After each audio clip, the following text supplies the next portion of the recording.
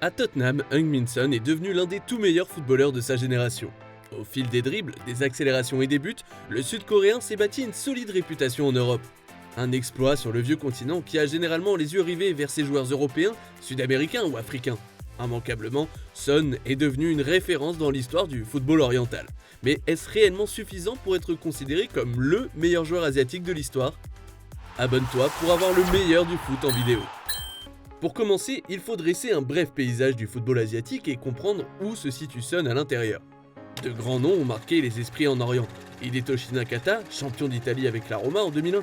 Ali Daei, deuxième meilleur buteur de l'histoire des sélections derrière CR7. Kazuyoshi Miura, la source d'inspiration derrière le personnage de Tsubasa Ozora. Par contre, ils n'ont jamais réellement brillé en Europe.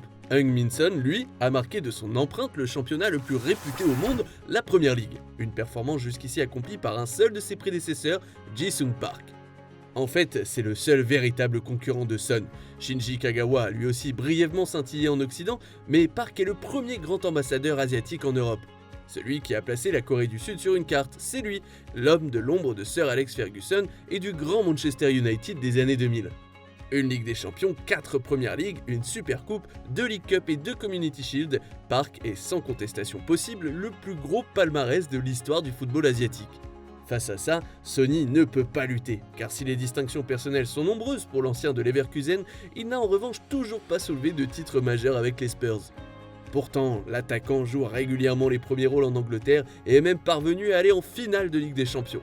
Mais le Sud-Coréen a souffert de la malchance de Tottenham, un club qui, rappelons-le, n'a plus remporté de trophée significatif depuis la Coupe de l'UEFA en 84. Une éternité pour les Lily Whites et une situation frustrante pour la troupe de Heung-min Son et d'Harry Kane, incapables de ramener une coupe à la maison. Heureusement, la qualité d'un joueur ne se mesure pas exclusivement à son palmarès. Le rendement, les statistiques et la longévité sont d'autres paramètres à prendre en compte, et dans ces domaines, Sonaldo surpasse aisément son aîné. C'est simple, depuis son arrivée à Tottenham en 2015, le bonhomme d'1m83 est devenu un véritable phénomène, un peu à la surprise générale, soyons honnêtes.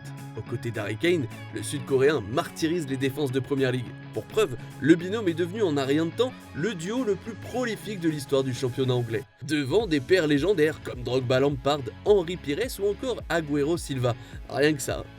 Mais résumer Son à sa relation avec l'international anglais serait un peu trop réducteur. Sa capacité à créer les espaces en se plaçant entre les défenseurs ou pour se créer des occasions en font un attaquant redoutable et surtout clinique. Du gauche comme du droit, de près ou de loin, en force ou en finesse, sa frappe de balle est tout bonnement exceptionnelle. Les chiffres parlent d'eux-mêmes. De 2015 à 2022, Sonny Gol a planté 53 buts du droit et 39 du gauche en Première Ligue. En janvier 2021, le natif de Chuncheon inscrit même, au bout de son 253e match, sa 100e réalisation à Tottenham. Parmi elles, ce fameux rush de 80 mètres face à Burnley qui lui permettra de remporter le prix Puskás en 2019. Alors bien sûr, Park et Son ne jouent pas au même poste. L'ancien couteau suisse de Manchester United ne pouvait pas planter 20 pions par saison, surtout dans une équipe où évoluaient notamment CR7 et Rooney. En revanche, il est la première grande star du football coréen, le symbole d'une génération dorée qui est parvenue jusqu'au dernier carré du Mondial 2002 chez elle. Ce qui n'est pas le cas de Son, ce n'est pas faute d'avoir essayé en 2018. Brassard autour du bras, il marquera notamment contre le Mexique et l'Allemagne, championne du monde, en phase de groupe. Heureusement, son été se terminera de la meilleure des façons en remportant les Jeux asiatiques avec sa sélection. Pour l'anecdote, l'ailier devait gagner ce tournoi pour s'éviter un long service militaire en Corée du Sud.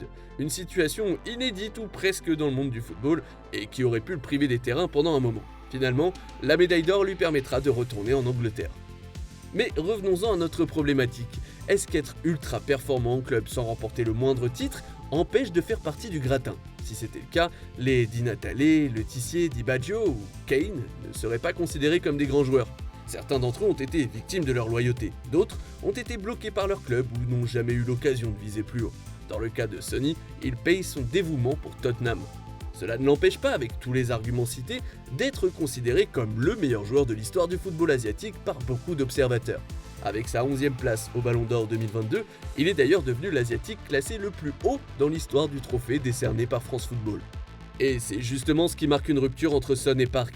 D'un côté, on retrouve l'archétype d'un joueur plein de qualités, dévoué au collectif et qui, quoi qu'on en dise, a su profiter des performances de son équipe.